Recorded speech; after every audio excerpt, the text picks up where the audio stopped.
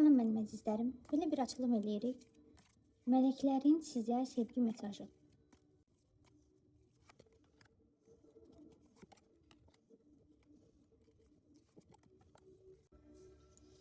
Bu açılım deyir ki, sevgi mövzusunda hər şey artıq enerji səviyyəsində həll olur, amma biz bunu hələ tam görmürük.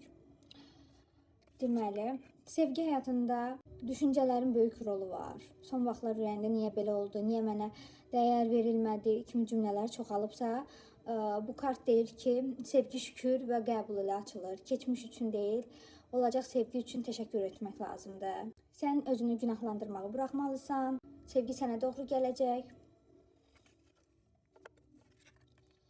Bu kart birbaşa deyir, ağlın yox, qəlbinlə hərəkət elə. Qarşındakı insanla bağlı içində bir his var. Bəzən onu doğru olub olmadığını beynində götür qoy eləyirsən. Sənin ürəyində olan hisslər doğrudur.